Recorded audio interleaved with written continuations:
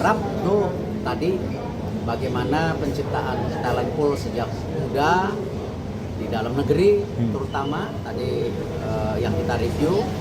Tetapi juga kita tidak boleh menutup ketika para pemain diaspora kita ingin menjadi bagian dari kita, dan agar tidak gaduh dalam hal pemberitaan, karena bisa aja simpang siur kan banyak pemberitaan tentang naturalisasi ini. Ini diupayakan oleh PSSI untuk lebih tenang, tapi sekarang mereka sudah bekerja.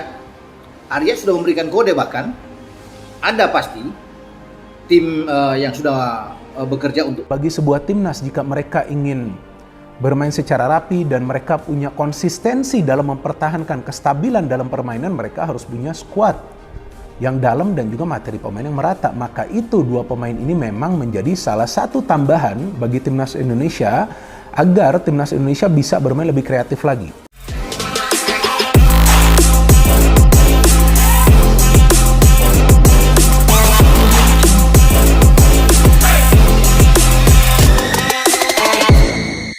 Sejarah naturalisasi paling gila, duet maut Erling Haaland dan Joel Piroe siap jadi ancaman Asia bersama timnas Indonesia.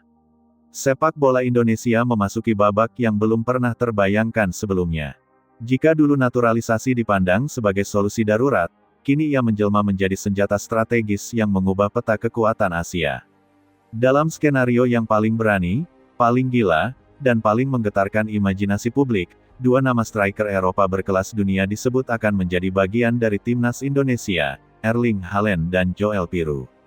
Sebuah duet maut yang, jika terwujud, akan tercatat sebagai sejarah naturalisasi paling fenomenal dalam perjalanan sepak bola nasional. Bayangkan satu lini depan dengan kombinasi kekuatan brutal, kecepatan eksplosif, insting gol kelas dunia, dan ketajaman penyelesaian akhir. Erling Haaland, simbol striker modern paling mematikan di Eropa, dipadukan dengan Joel Piroe, penyerang cerdas dengan naluri gol tinggi dan pergerakan efisien. Duet ini bukan hanya mengancam Asia Tenggara, tetapi berpotensi mengguncang level Asia secara keseluruhan. Erling Haaland selama ini dikenal sebagai fenomena global. Striker bertubuh raksasa dengan kecepatan sprinter dan naluri predator di kotak penalti. Ia bukan sekadar pencetak gol, melainkan mesin penghancur pertahanan. Setiap sentuhannya menghadirkan ancaman. Setiap pergerakannya memaksa bek lawan kehilangan fokus.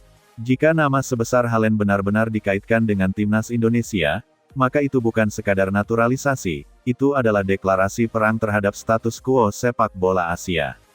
Sementara itu, Joel Piroe menghadirkan keseimbangan sempurna. Jika Haaland adalah palu godam, maka Piroe adalah pisau bedah. Ia bergerak di antara lini, membaca ruang sempit, dan mengeksekusi peluang dengan presisi. Piroe bukan tipe striker yang menunggu bola, tetapi penyerang yang menciptakan peluangnya sendiri. Kombinasi dua karakter ini menjadikan duet Haaland-Piroe sebagai mimpi buruk bagi lini belakang manapun. Sejarah naturalisasi Indonesia sebelumnya telah mencatat banyak nama. Namun tak satu pun mendekati skala kegilaan duet ini. Jika biasanya naturalisasi dilakukan untuk menambal satu posisi, maka skenario Haaland dan Piroe justru membangun poros utama tim. Lini depan bukan lagi area yang dicemaskan, melainkan kekuatan utama yang menentukan arah permainan. Dalam konteks taktik modern, duet ini membuka dimensi baru. Haaland mampu menarik 2 hingga 3 bek lawan, menciptakan ruang besar bagi Piroe untuk masuk dari lini kedua. Sebaliknya, pergerakan Piroe yang cair membuat Haaland tidak terisolasi sebagai target man. Ini adalah simbiosis sempurna antara kekuatan dan kecerdasan, antara fisik dan intuisi. Lebih jauh, kehadiran dua striker ini akan mengubah cara lawan mempersiapkan diri menghadapi timnas Indonesia. Tim yang selama ini dianggap underdog tiba-tiba menjadi ancaman nyata. Pertahanan lawan tak lagi bisa bermain tinggi sembarangan.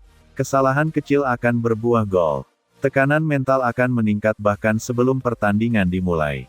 Dampak psikologis inilah yang sering kali luput dari pembahasan teknis. Nama Erling Haaland saja sudah cukup untuk mengguncang kepercayaan diri bek lawan.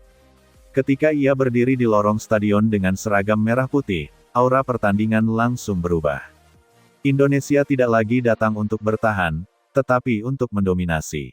Joel Piroe melengkapi efek tersebut dengan konsistensi. Ia bukan pemain yang mengandalkan momen, Tetapi ritme dalam turnamen panjang, tipe striker seperti Pirus sangat krusial. Ia menjaga aliran gol tetap stabil, memastikan tekanan tidak pernah benar-benar lepas dari lawan. Sejarah sepak bola Asia menunjukkan bahwa dominasi seringkali ditentukan oleh kualitas penyerang. Jepang, Korea Selatan, Iran, hingga Australia selalu memiliki striker tajam sebagai poros. Indonesia, dengan duet Haaland-Piru, bukan hanya menyamai, tetapi berpotensi melampaui standar tersebut. Ini bukan lagi soal mimpi, tetapi soal keberanian membayangkan skenario besar. Tentu, duet ini juga akan berdampak besar pada pemain lain di skuad. Gelandang akan memiliki target jelas di depan. Winger akan lebih percaya diri melepas crossing. Bek akan bermain lebih tenang karena tahu tim memiliki senjata untuk membalikkan keadaan kapan saja. Struktur tim menjadi lebih solid karena lini depan mampu mengunci lawan. Di luar lapangan, efeknya tak kalah dahsyat. Perhatian media internasional akan tertuju ke Indonesia. Timnas Indonesia tidak lagi dipandang sebagai cerita sampingan, melainkan proyek besar yang patut diperhitungkan. Daya tarik kompetisi domestik meningkat. Generasi muda mendapatkan ikon baru untuk diteladani. Sejarah naturalisasi paling gila ini juga mencerminkan perubahan cara berpikir. Indonesia tidak lagi inferior secara mental. Federasi berani membidik pemain kelas dunia. Proyek timnas tidak lagi defensif, tetapi ofensif, baik secara taktik maupun visi.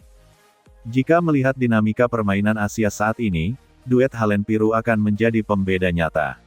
Banyak tim mengandalkan organisasi dan disiplin, tetapi sedikit yang memiliki senjata pemusnah sekelas ini. Dalam pertandingan ketat, satu momen bisa menentukan.